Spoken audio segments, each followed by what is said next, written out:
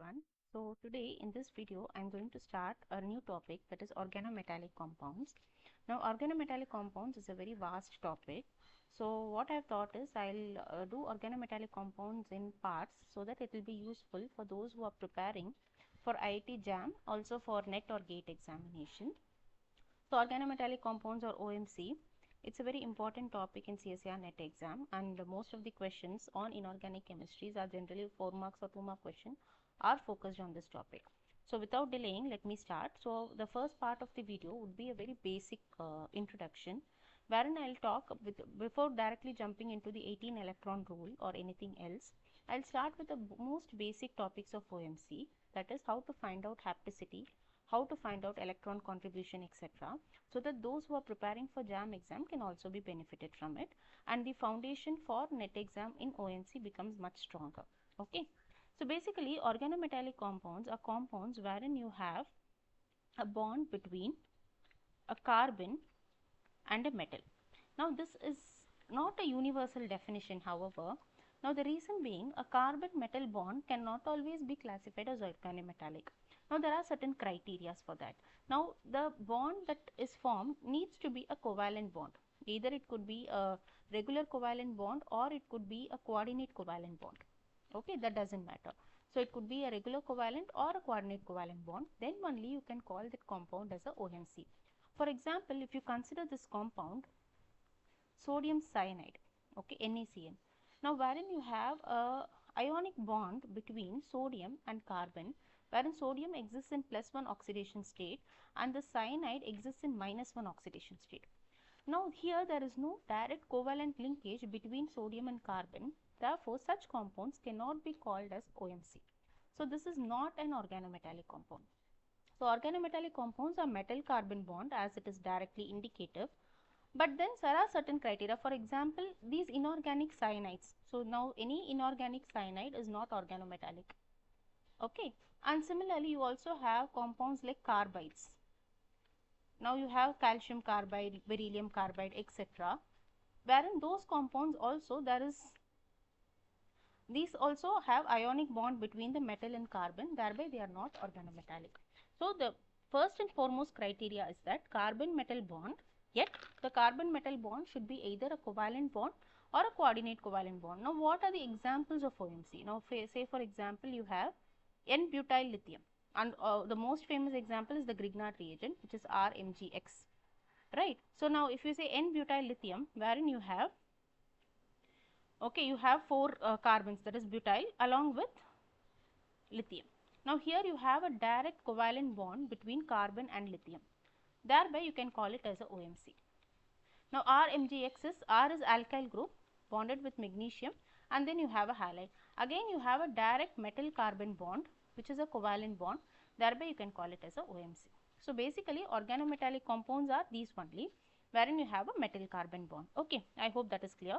Now there are certain cases, certain very famous organometallic compounds for which you need to know the structure. So while we start preparing this OMC chapter, we will become much familiar with those. For example, you have this Wilkinson's catalyst. So you might have heard many catalysts in your general organic chemistry. One is Wilkinson's catalyst, which is again an organometallic compound.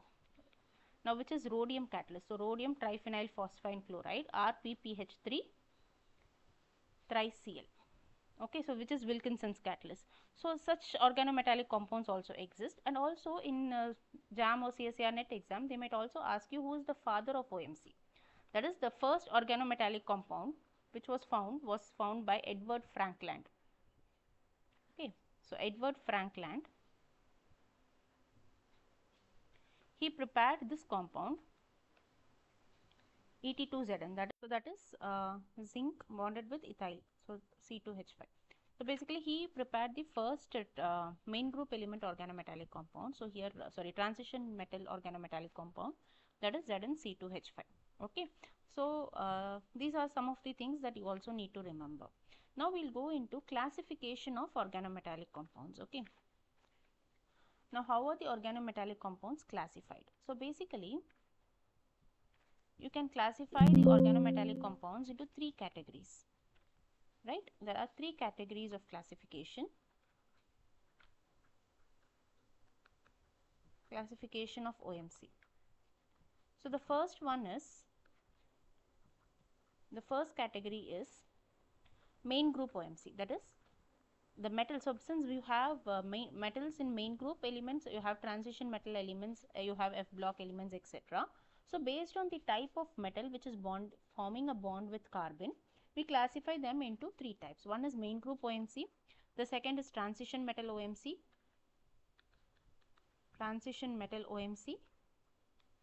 and the third is inner transition, that is F block OMC, F block metal OMC. So these are the three major classification, and from the example it will be very clear why they are called so. For example, you have main group OMC are, for example, any metal belonging to group 1 and group 2, that is main group elements, right? So when I told you N-butyl lithium, so that is a main group element OMC. Now you have this Ziegler-Natta catalyst. I hope you would have heard this name. Now Ziegler-Natta catalyst is basically triethyl aluminium, that is ALET thrice. So this is a main group element because aluminium belongs to group 1, group 2 and block elements, that is group 10 to 13 to 18, right? So they all belong to main group elements. So for example, Ziegler-Natta catalyst wherein aluminium belongs to group 13.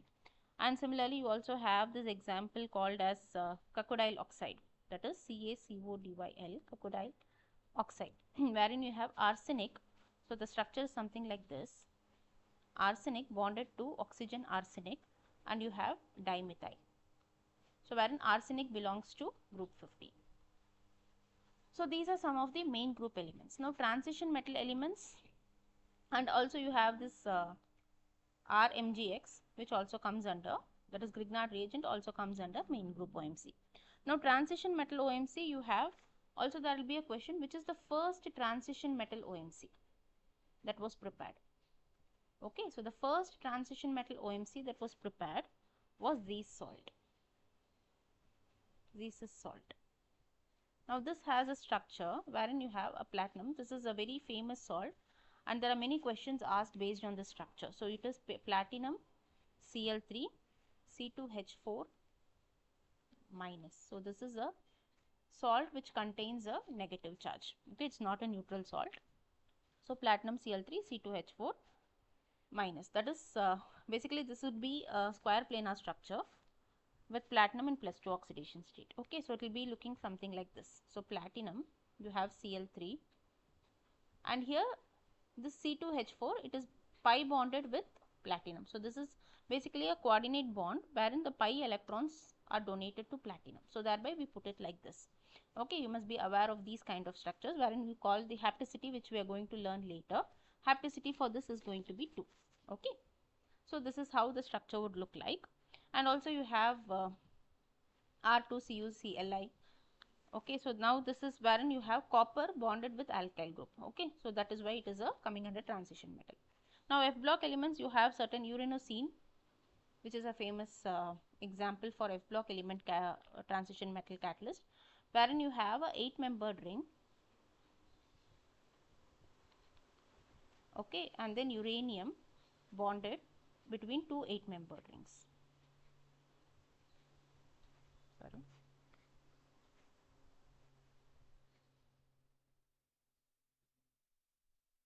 Something like this. Okay, so this is going to be uranosine, wherein the hapticity is going to be somewhere around 8. So these are the kind of structures wherein C8, so if we have to find C8H8 twice. So these are the basic classification of organometallic compounds. Okay, so main group, transition metal and F block elements. Now we'll directly jump into the topic hapticity.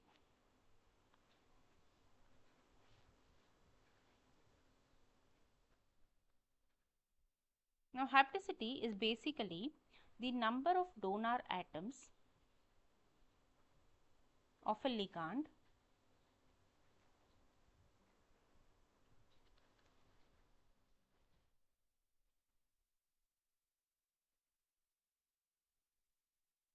that are attached to a metal.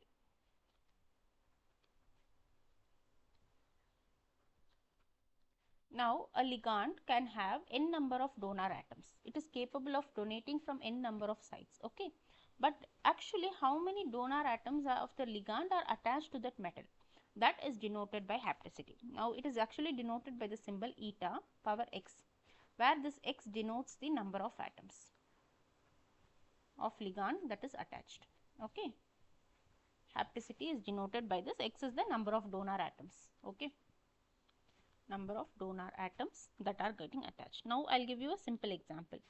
If you consider this allyl bond, okay, allyl is basically CH2 double bond CH single bond CH2, right? This is allyl group. Now this allyl is a ligand. Now if I want to bond this allyl with a metal, now there are many ways by which we can do it. Now allyl is basically written like this. Okay. Now this carbon, the terminal carbon, can be covalently bonded with metal. This is possibility number 1. Now there is a pi electron donation that is possible because you have pi bond here, right? So the metal, instead of going to this carbon, it can also be bonded with this pi electron, that is donation from the pi electron. Now this is possibility number 2. Now it can also have more than one donation possible based on its oxidation state. Now there is also a possibility wherein there is a bond formed between both pi donation as well as the sigma bond. So this is also a possibility. So the single metal, so that is why it's very important that the metal that is present here must be able to change its oxidation number. Okay, so that is why you see most of the transition metals forming organometallic compounds. So it can either form a covalent bond with the carbon that is in the terminal position, or through pi electron donation, or through pi electron donation and a sigma bond formation.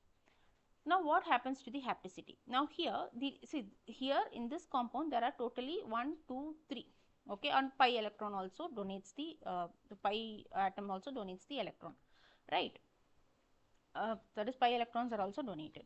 Now here if you see in the first case, this carbon is donating the electron through a sigma bond and forming the bond, right? So the hapticity here is going to be 1 because the number of donor atoms of the ligand which is directly attached to the metal is only 1. So this is carbon is the only carbon which is directly attached. Now in the second case, these two carbons through the pi bond formation are getting attached to the metal. So what happens is these two carbons will be counted in the hapticity. So we call the hapticity as 2. Now in the third case, you have a pi donation wherein the two carbons are contributing, and also you have a sigma donation wherein this carbon is contributing. Thereby the hapticity, that is the number of donor atoms of a ligand which is directly getting attached to the metal, now becomes 3. So this is how you find out hapticity. So basically you just need to count. So if it is coming from a pi bond is a contribution equal from both the carbons, right? So you have to consider both the carbons. Now sigma means there is only one carbon that is going to contribute, so one carbon. When there is a pi and sigma, you need to count both. That is as simple as that. Now for example, they give you a question wherein they don't mention the hapticity. Now see, generally how they do is, if I have to write this, which one, see, if I write like eta 1, this is C3H5, right? C3H5. Now if I see something like this, I must be able to be in a position to draw the structure. Now C3H5 is allyl. Now they have mentioned eta 1, which means only one atom is attached. So which could be that be the terminal atom, because these two atoms cannot donate because they are already in a pi bond. So either they have to donate through a pi bond only, right? So if it is eta 1 C3H5, it's going to be like this. If it is going to be eta 2 C3H5, it would be something like this. And if it is eta 3 C3H5, it's going to be like this. And if they don't mention it, if they just mention eta C3H5, which generally they don't do, if in a question, if suppose something like this is mentioned, you don't know what hapticity to take. You have to take the maximum hapticity. Okay. Whenever something like this you encounter, you need to ensure that you take the maximum hapticity. So in this case, the maximum possibility is eta 3. So this one you will consider it as eta 3. So this is the basic. Now if I do some 4-5 examples on hapticity, it would become clear for you. Okay. We'll do some examples on hapticity before moving into the next topic, that is formal charge. Okay. Now if you consider, I've just written some examples over here for which we'll try to find out the hapticity. Now the first compound is, so you just need to locate where the metal is attached. Okay. So now if you see the first compound, this is your ligand, and the metal is attached directly to one carbon of the ligand. So the hapticity is going to be 1. So only one carbon is attached. Now in this case there is a double bond, but the metal is not attached to the double bond. If you can see, the metal is coming only from the terminal of this carbon. So it's just attached to only one carbon, so eta 1. However, in this case, if you see, there are two bonds that are protruding. One is from this terminal carbon, the other one is directly coming from the double bond. So when it comes from the double bond, you need to consider the contribution from both these carbons, right? So totally all the 3 carbons are contributing for hapticity. So it's going to be eta 3, right? So 3 carbons are contributing for the hapticity. Now in this case, how do you find? See, basically when they put it like this, all the double bonds are contributing. So basically all the bonds are contributing. So basically the simplest trick I'll tell you, but then before that, so this is going to be a structure which is like this, cyclopentene ring, right? It is a 2 double bonds within the cyclopentene. So basically here, if you consider these two are contributing, these two are contributing, and this one is also contributing. So whenever you have a circle and from there the bond is coming, you just need to count the number of carbon atoms. That is going to be the hapticity. So it's coming from the carbon, so center of the circle, right? So that is the double bonds. All the double bonds are contributing. So 1, 2, 3, 4, and this sigma bond is also contributing. So 5. So it's going to be eta 5. Now the same applies here also. So it's coming from the circle, which means all the carbons are contributing. How many carbons do you have? 1, 2, 3, 4, 5, 6, 7, 8.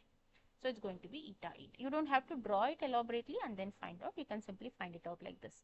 But however here there are only 2 bonds. So this carbon is not contributing. So 1, 2, 3, 4, right? 1, 2, 3, 4. It's going to be eta 4.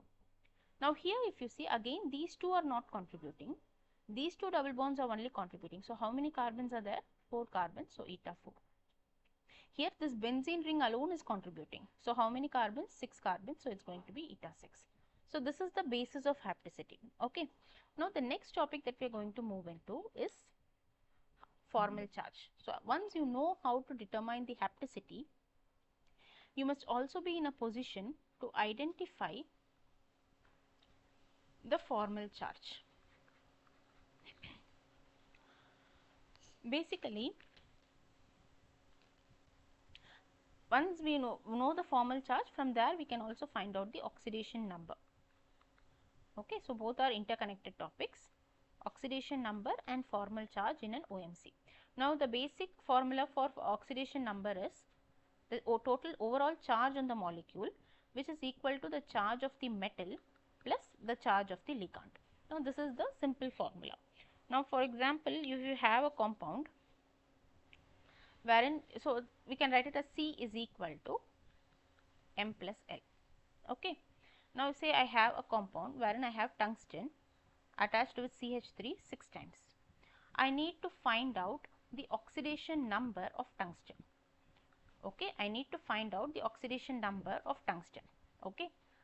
So what we do is we apply, so oxidation number of tungsten, that is the metal. Okay. So what we do is we find out the overall charge of this compound, whether it is having any positive charge, negative charge or neutral charge. Now if you can see here, the overall charge is 0, right? There is no charge hanging on the surface of the complex. Now if you consider the Zeiss salt which we saw here, wherein you have a negative charge on the complex, so wherein the overall charge is going to be -1, but in this case the overall charge is going to be 0. Now I need to know the charge of the metal, so for which I need to know the charge of the ligand. Overall charge you can find out, metal's charge is what is asked, that is the oxidation number. What becomes important is what is the charge of the ligand. That charge is what we call it as formal charge. So how to determine the formal charge of a ligand in order to find out the oxidation number of a metal? So both are interconnected. Once you know how to determine the charge of a ligand, you will be able to find out the oxidation number of a metal. Okay. So this one we will do it at the end. First we will find out how to find the formal charge. Okay. So basically the formal charge, there are certain rules to find out the formal charge. The first rule is that all alkyl groups, okay, methyl, ethyl, etc., will have a formal charge of -1. All alkyl groups will have a formal charge of -1. So basically you need to do a heterolytic cleavage here. Like say for example, now here you have a tungsten methyl bond, right. Now this is a covalent bond that is going to be there. So you need to do a heterolytic cleavage. So what happens when you do a heterolytic cleavage? Both the electrons goes to methyl. So what happens to charge of methyl? It's going to be -1. Now we are having six such methyl atoms. So it's going to be 6 into -1. Charge of, because all alkyl groups you have a formal charge of -1. You have 6 methyl groups here. So 6 into -1. So this is going to be, so x is equal to +6. This is how we find out. So the first rule that you need to remember is all alkyl groups have a formal charge of -1. Now say for example, you have something like this, okay, and a metal is attached. Now what you do? You simply have to consider this as -1. This is your alkyl group, cyclopropyl group, right? So this has a formal charge of -1. So automatically this is going to have a oxidation number of +1. This is -1, then automatically this is +1. However, there are certain exceptions. Say for example, okay, now this becomes important. In all alkyl groups, you can't consider it as a -1. Okay, now you consider this compound. Okay, so this compound, okay, cyclopropene ring attached with a metal. Now here there is only hapticity is 1. Okay, so you need to do a heterolytic cleavage. Now why do we do a heterolytic cleavage here towards carbon? Because tungsten being a metal, carbon being a non-metal, it's going to be more electronegative, right? So that is why we cleaved it towards carbon. Now the same rule we can apply here also. Here you have carbon, here you have metal, and if you do a heterolytic cleavage like this, this would result in a compound with a negative charge over here and positive charge for a metal. Now we know that a cyclopropene ring with a negative charge is unstable because it is anti-aromatic. You would have learnt it in your Huckel's rule. Now this becomes anti-aromatic. Now anti-aromatic compounds are unstable. So the cyclopropene ring will try to attain a positive charge so that it satisfies Huckel's rule. So in this case, as an exception, what happens is that the bond cleaves heterolytically, but not towards the carbon but towards the metal.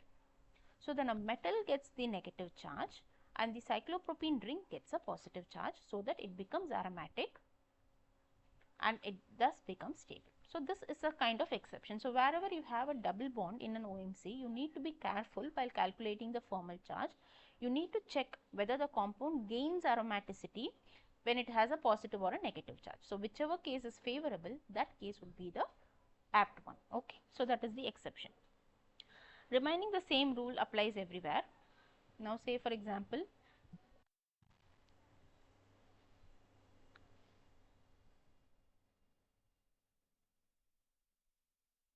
the same, I'll do one more like that. Say for example, you have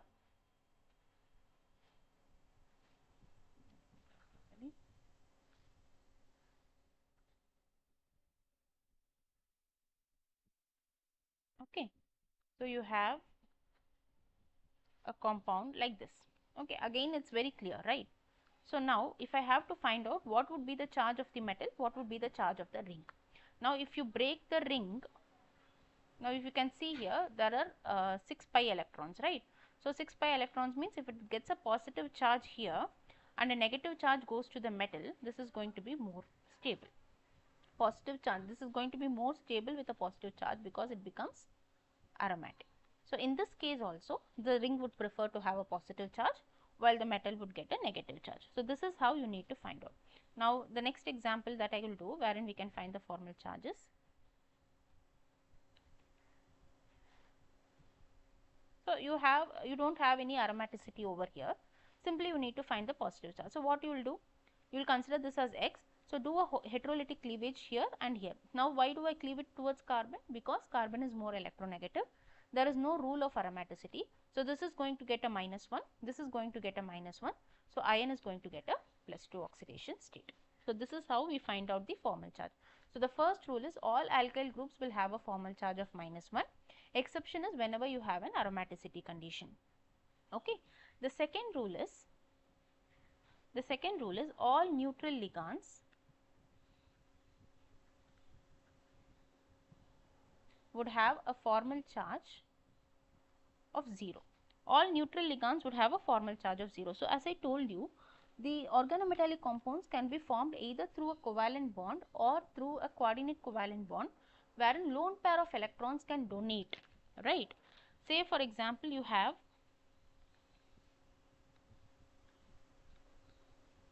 a compound like this, wherein you are getting the electrons to the metal from the lone pair of electrons from nitrogen. Now, in this case, the formal charge of this part, formal charge is going to be 0. The formal charge would be 0. Now, for example, you have MOH2, ammonia, etc., wherein the donation comes from the lone pair and not from the sigma bond. So, all neutral ligands. So, wherever your ligand is neutral, the formal charge would be equal to 0.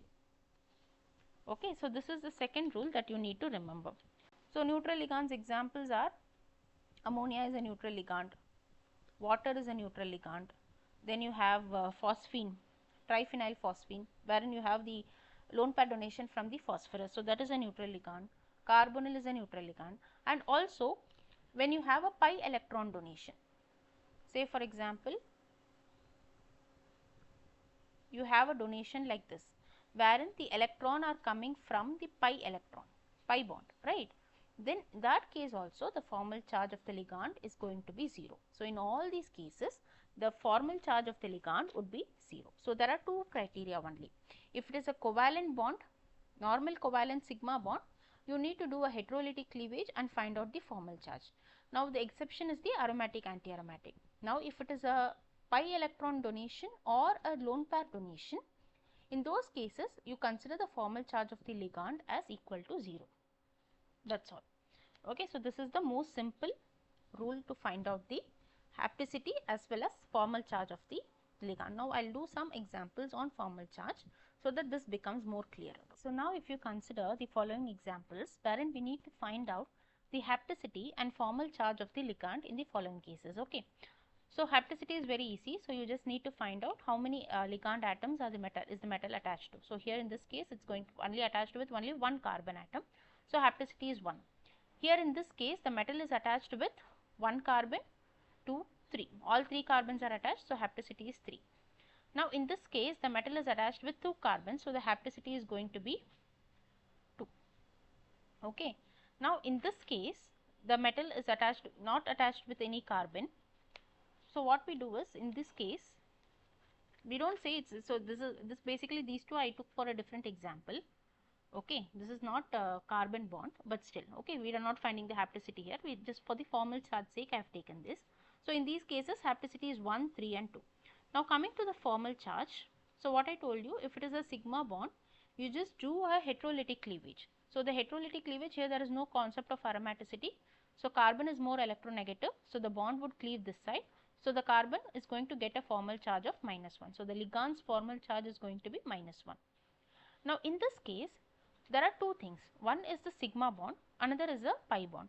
So, for pi bond the formal charge is 0, but for the sigma bond you need to do a heterolytic cleavage, wherein the charge is going to be -1. So, the overall charge of the ligand, so from one side you are getting a -1, from other side you are getting a 0. So, the overall formal charge is going to be -1. Okay. So, though this is 0, this part is contributing a -1. So, you need to put the formal charge as -1. Now, here if you see there are 2 sigma bonds. So, do a heterolytic cleavage in both the sides, so that the formal charge is going to be -1 on this side, -1 on that side. So, it is going to be -2. Now, these two examples are specifically taken for you to understand about the formal charge only. Say for example, here a iron bonded with a hydrogen. Now, here see basically if we consider carbon we can say it is more electronegative, right. But hydrogen, the electronegativity value of iron is somewhere around 1.8. Hydrogen's electronegativity is 2.2. So, here what happens is hydrogen is more electronegative than iron. So, hydrogen would take the negative charge. So, the formal charge is now going to be -2 here. Okay, metal is going to be +2, hydrogen is going to be -2. Next is here. Now, you see we would have seen pi electron donation. So, what I told you, whenever the electron is donated from pi bond or whenever the electron is donated from lone pair of electrons, the formal charge is considered 0. But here the electron is being donated from a sigma bond. Now why is it happening? This is because this bond is more electronegative than iron. So this is capable of donating its electrons to iron.